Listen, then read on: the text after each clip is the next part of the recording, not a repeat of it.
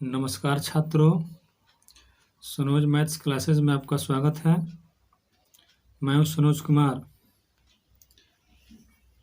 पिछले वीडियो में मैंने गणित का परिभाषा तथा उससे जुड़ी हुई जानकारियां आपको बताया था और वास्तविक संख्या से संबंधित कुछ परिभाषिक शब्द भी बताया था। आज के इस वीडियो में मैं क्लास 10th के गणित का पहला चैप्टर बताने जा रहा हूँ। चैप्टर शुरू करने से पहले मैं क्लास 10th का सिलेबस बता देता हूँ। तो चलिए आज का वीडियो शुरू करते हैं। NCERT maths syllabus class 10th, Bihar board, Jharkhand board, UP board और अन्य राज्य स्तरीय बोर्ड परीक्षा का यह सिलेबस है। क्लास 10th में 7 यूनिट्स पढ़ना है। पहला है नंबर सिस्टम यानी संख्या पद्धति, दूसरा है अलजेब्रा बीजगणित, तीसरा है ट्रिग्नोमेट्रिक त्रिकोणमिति, चौथा है कोऑर्डिनेट ज्योमेट्री नियामक ज्यामिति, पांचवा है ज्योमेट्री ज्यामिति, छठा है मेंसुरेशन क्षेत्रमिति, सातवां है स्टैटिस्टिक एंड प्रोबेबिलिटी सांख्यिकी और प्रायिकता। प्रत्येक यूनिट में अलग अलग चैप्टर दिए गए हैं। ठीक है, पहला यूनिट है आपका नंबर सिस्टम, चैप्टर 1 है। इसमें रियल नंबर। इस चैप्टर से 12 मार्क्स के क्वेश्चन पूछते हैं बोर्ड के एग्जाम में। दूसरा यूनिट है अलजेब्रा बीजगणित, चैप्टर 2 पढ़ना है। इसमें पोलिनोमियल यानी बहुपद। चैप्टर 3 है pair of linear equation in 2 variables, 2 चर वाला रैखिक समीकरण। चौथा चैप्टर है क्वाड्रेटिक इक्वेशन द्विघात समीकरण। पांचवा चैप्टर है अर्थमेटिक प्रोग्रेशन समांतर श्रेणी। तो इस यूनिट से भी 20 मार्क्स के क्वेश्चन पूछते हैं बोर्ड के एग्जाम में। तीसरा यूनिट है हमारा जो कि चैप्टर 6 पढ़ना है। इसमें ट्रिग्नोमेट्रिक यानी त्रिकोणमिति। चैप्टर 7 है हाइट एंड डिस्टेंस ऊंचाई और दूरी। चौथा यूनिट है इसमें चैप्टर 8 कोऑर्डिनेट ज्योमेट्री नियामक ज्यामिति। इस यूनिट से 10 मार्क्स के क्वेश्चन पूछते हैं बोर्ड के एग्जाम में। यूनिट 3 से भी 20 मार्क्स के क्वेश्चन पूछते हैं बोर्ड के एग्जाम में। ठीक है, यूनिट 5 दिया है इसमें ज्योमेट्री जो कि चैप्टर 9 है ट्रिंगल यानी त्रिभुज।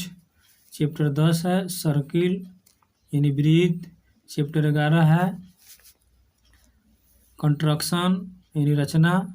इस यूनिट से भी 20 मार्क्स से क्वेश्चन बोर्ड के एग्जाम में पूछा जाता है। छठा यूनिट है मेंसुरेशन यानी क्षेत्रमिति। Chapter 12 area related to circle वृत्तों से संबंधित क्षेत्रफल। चैप्टर 12 है सरफेस एरिया एंड वॉल्यूम्स यानी सतह का क्षेत्रफल और आयतन। ठीक है, इस यूनिट से 10 मार्क्स से क्वेश्चन बोर्ड के एग्जाम में पूछा जाता है। यूनिट 7 है जो कि चैप्टर 13 पढ़ना है। इसमें स्टैटिस्टिक यानी सांख्यिकी। चैप्टर 14 प्रोबेबिलिटी यानी प्रायिकता। इस यूनिट से भी आपका 10 मार्क्स से क्वेश्चन बोर्ड के एग्जाम में पूछा जाता है। तो ये रहा हमारा 10th का सिलेबस। तो चलिए आज का पहला चैप्टर हम शुरू करते हैं क्लास 10th के गणित का। तो इसके बाद उसमें हमारा पहला थ्योरम है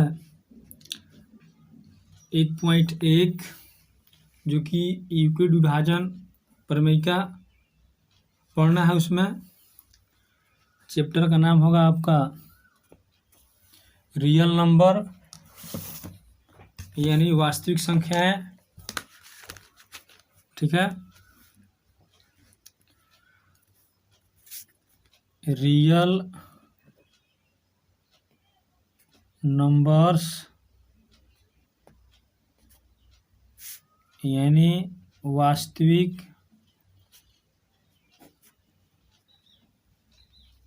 संख्याएं। ठीक है, तो रियल नंबर के अंतर्गत दो संख्याएं आती है। एक आता है परिमेय संख्या, परिमेय संख्या यानी रेशनल नंबर्स। ठीक है, दूसरा आता है अपरिमेय संख्या यानी इरेशनल नंबर्स। ठीक है, तो परिमेय संख्या का डिफिनेशन होता है वैसी संख्या जो P/Q के रूप में हो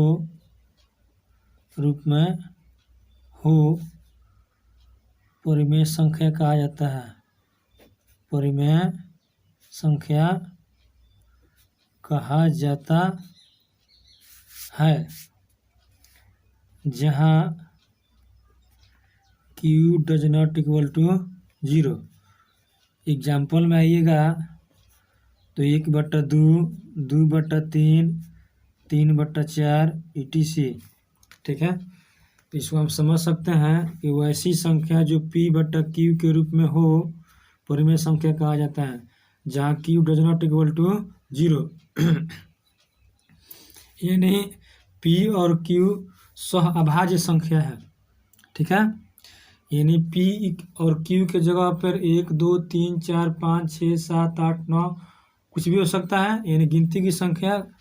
ठीक है, 0 भी हो सकता है, लेकिन Q के जगह पर 0 नहीं होना चाहिए। P का मान 0 होगा चलेगा, लेकिन Q का मान कभी भी 0 नहीं होना चाहिए। यानी 0/1 लिख सकते हैं यहाँ पे, ये हमारा परिमेय संख्या होगा।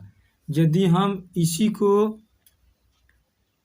0 कोई संख्या होगा आपका 2/0 लिखते हैं हम, यदि Q का मान 0 दे देते हैं तो ये हो जाता है आपका अपरिभाषित। क्या हो जाता है? अपरिभाषित हो जाता है आपका ये। तो इसीलिए माना किया जाता है यहाँ पे कि Q का मान कभी 0 नहीं होना चाहिए। ठीक है, यानी 0/1, 1/2, 2/3, 3/4 etc। ये हमारा परिमेय संख्या का रूप है। ठीक है, उसके बाद हमारा अपरिमेय संख्या है वैसी संख्या जो P/Q के रूप में नहीं हो अपरिमेय संख्या कहते हैं। जैसे √2, √3, √5, √7 भी हो सकता है। ठीक है, उसके बाद हम आगे बढ़ते हैं यहाँ से। पिछले वीडियो में भी परिभाषा मैंने बताया था। ठीक है, उसके बाद आपका इसमें पहला थ्योरम है,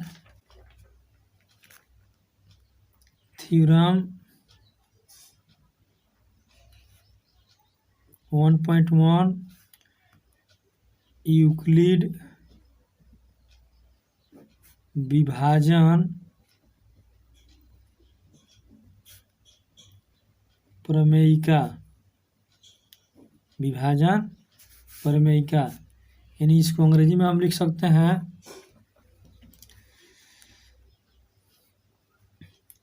EUCLIDS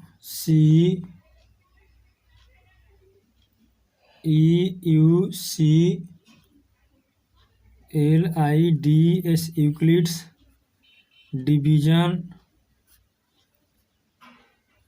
डिवीजन लेमा।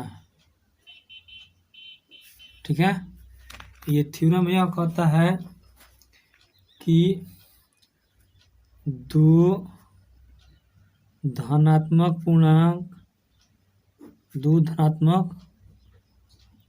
पूर्णांक ए और बी दिए रहने पर ऐसी अद्वितीय पूर्ण संख्याएं क्यू और आर विद्यमान है कि ए बराबर B Q plus R 0 less than equal to R less than B. ठीक है, इसमें ए बराबर होता है भाजक, यानी अंग्रेजी में इसको हम लोग डिवाइडेंड बोलते हैं।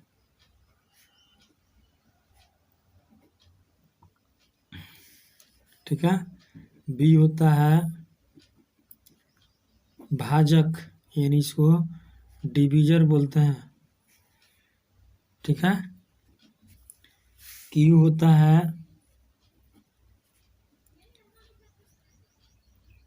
भागफल, यानी इसको हम क्यूटेंट बोलते हैं।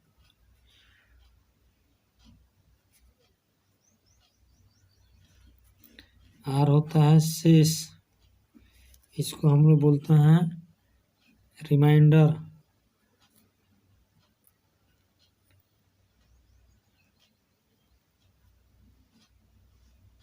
ठीक है,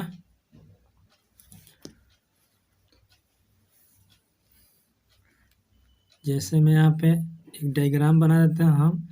ये होता है ए, ये होता है बी, ये होता है क्यू और नीचे होता है आर। ठीक है, आगे बढ़ते हैं हम। इस प्रमेयिका में दो शब्द हैं,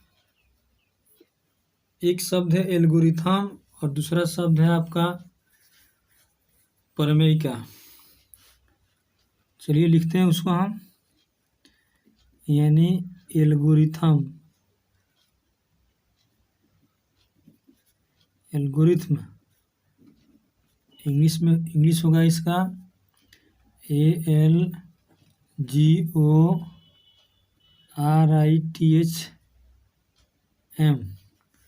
यानी एल्गोरिथम 9वीं शताब्दी के एक फारसी गणितज्ञ अल-ख्वारिज़मी के नाम से लिया गया है। ठीक है, एल्गोरिथम सुपरिभाषित चरों की एल्गोरिथम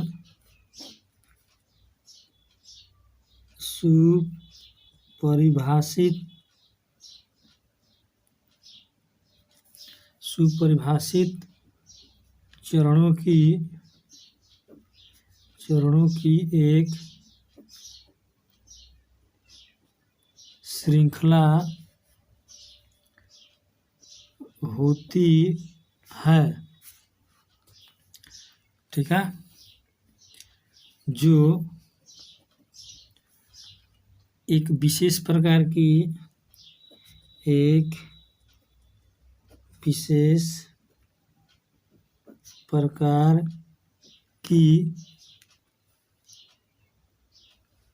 समस्या को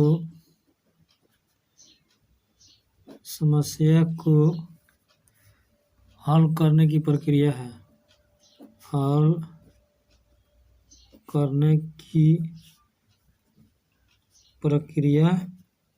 है, उसके बाद हमारा लेमा आता है इसमें, जिसको हम हिंदी में प्रमेयिका कहते हैं।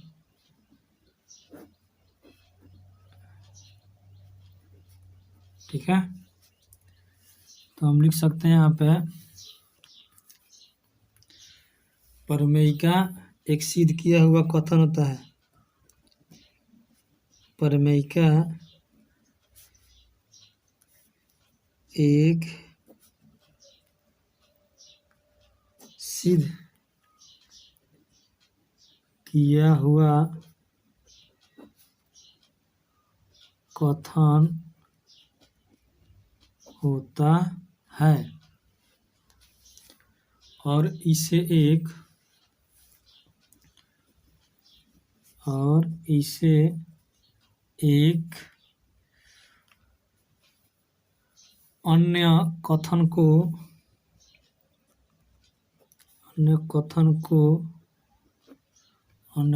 को सिद्ध करने में प्रयोग करते हैं, को सिद्ध करने में करते हैं। इस दोनों परिभाषिक शब्द को यानी एल्गोरिथम को और प्रमेयिका को हम एक उदाहरण द्वारा समझ सकते हैं। जैसे में दिया है यहाँ पे 25 और 20 का HCF ज्ञात करें। यानी यूक्लिड विभाजन प्रमेयिका के द्वारा हम किसी भी दो धनात्मक पूर्णांक का HCF ज्ञात करते हैं। यानी HCF निकालने का ये थ्योरम है, यानी फॉर्मूला है हमारा। HCF का मतलब होता है हाईएस्ट कॉमन फैक्टर, ठीक है। तो 25 और 20 में देखेंगे कि दोनों में बड़ा कौन सा है, तो 25 बड़ा है 20 से, ठीक है।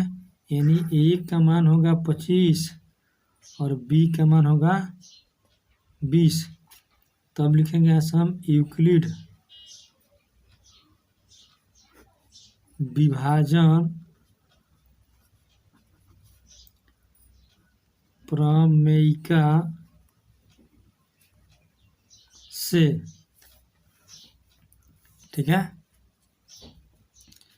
A बराबर B Q plus R 0 less than equal to R less than B। यहाँ क्या करेंगे हम कि 25 में भाग देंगे हम 20 से, एक मर्त में होगा 20 होगा, यहाँ पे 5 शेष आएगा। A का मान हुआ यहाँ पे 25, B का मान हो गया यहाँ पे 20, Q का मान हो गया 1, R का मान हो गया 5, 0 less than equal to R का मान 5 लेस देन है B का मान 20। अब देखेंगे कि दोनों में बड़ा कौन सा है। 5 और 20 में बड़ा आपका 20 है इसमें, ठीक है।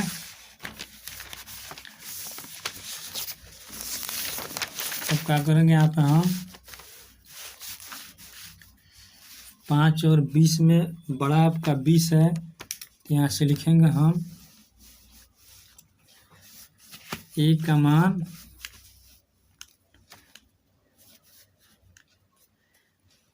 A बराबर 20 और B बराबर 5, ठीक है। अब 20 में क्या करेंगे हम 5 से भाग देंगे, यहाँ पे 5 चौका 20, 0 हो जाएगा। अब जो फॉर्मूला हमारा दिया था A बराबर B cube plus R 0 less than equal to R less than B। A का मान यहाँ पे दिया है आपका 20 रख दिया, B का मान दिया है 5, Q का मान यहाँ पे 4 दिया है, R का मान यहाँ पे 0 दिया है। 0 less than equal to R का मान 0 हो गया, लेस देन B का मान 5 हो गया। ये भाग की क्रिया आप कब तक करते हैं, जब तक आपका शेषफल 0 नहीं हो जाए। इतना याद रखिएगा आप, चाहे आप जानते हैं कि भाजक जो होता है वो शेषफल से कभी भी बड़ा होता है। भाजक B को बोलते हैं, R को शेषफल बोलते हैं, और शेषफल कभी भी आपका या तो 0 के बराबर होता है या 0 से बड़ा होता है, ठीक है। तो हमारा यहाँ पे HCF होगा 25 और 20 का 5, ठीक है। तो एल्गोरिथम जो है सुपरिभाषित चरणों की एक श्रृंखला होती है, जो एक विशेष प्रकार की समस्या को हल करने की प्रक्रिया है, यानी तकनीक है, ठीक है। उसके बाद से प्रमेयिका है, यह सिद्ध किया हुआ एक कथन होता है। तो यहाँ पे ध्यान दीजिएगा आप कि ये जो थ्योरम देख रहे हैं आप लोग, ये थ्योरम जब लिखे हैं यहाँ पे हम A बराबर B Q plus R 0 less than equal to R less than B, तो ये प्रमेयिका है, ये इसको प्रमेयिका हम बोलते हैं। ये ऑलरेडी पहले से सिद्ध किया हुआ कथन है। इसी कथन की सहायता से हम किसी भी दो धनात्मक पूर्णांक का मौसन निकालते हैं, HCF निकालते हैं उसका। आज जो तरीका हम अपनाते हैं, जो हम चरण अपनाते हैं, जो श्रृंखला हम अपनाते हैं, उसी को हम लोग एल्गोरिथम बोलते हैं।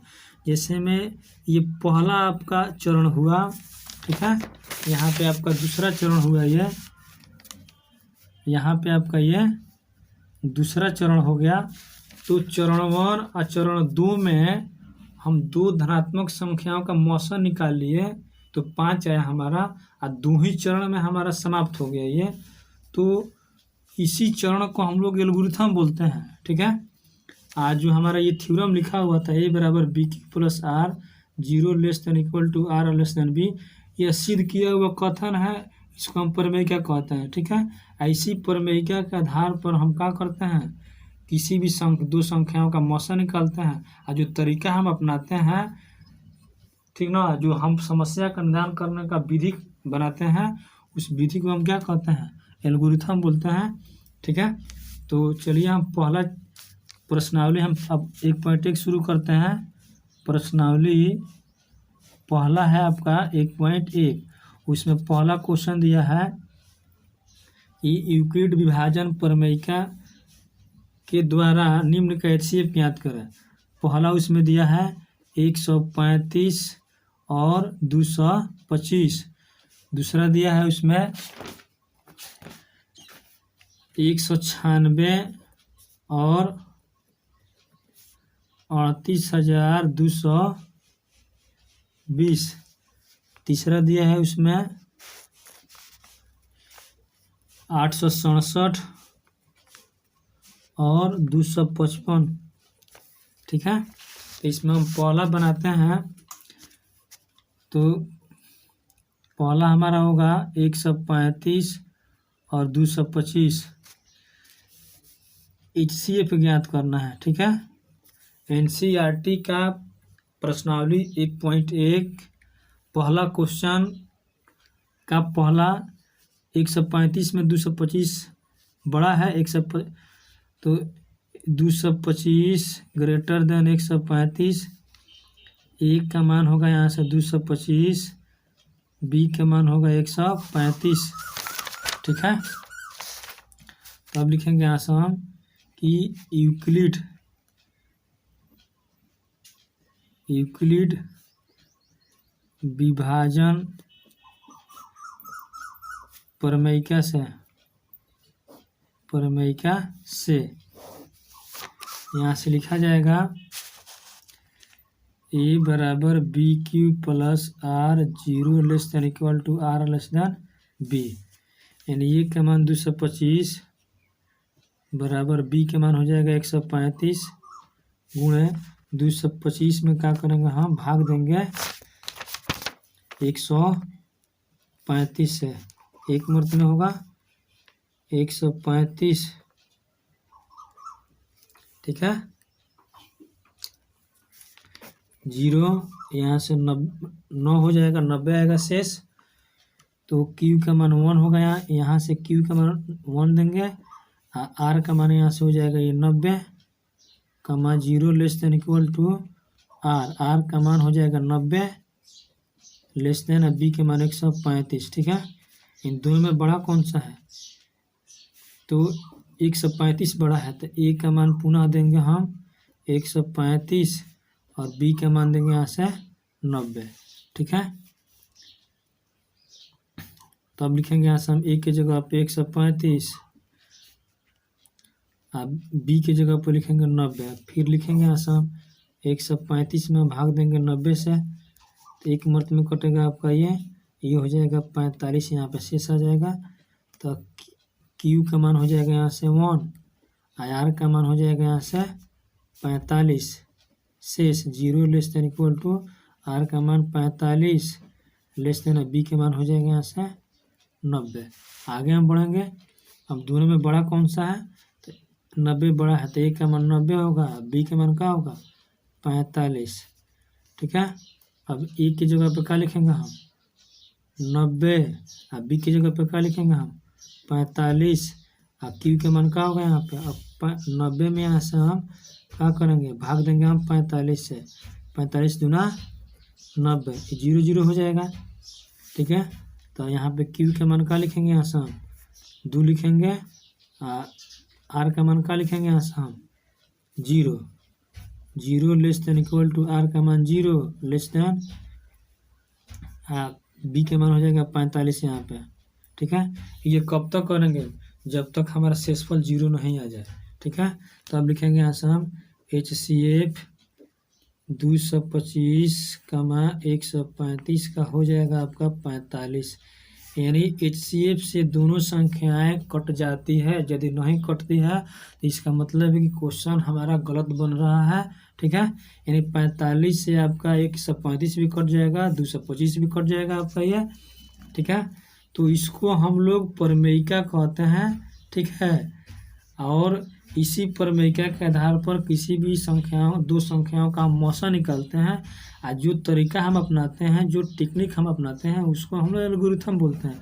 इससे पहला चरण हुआ हमारा, दूसरा चरण संपन्न हुआ, यहाँ पे तीसरा चरण में जाकर हमारा HCF निकला है। तो इन्हीं परिभाषित चरणों को हम एल्गोरिथम कहते हैं। तो दोस्तों भी ये वीडियो कैसी लगी, प्लीज़ चैनल को सब्सक्राइब करें और बेल आइकन को प्रेस करें और अधिक से अधिक अपने दोस्तों के साथ शेयर करें। तब तक के लिए जय हिंद, जय भारत।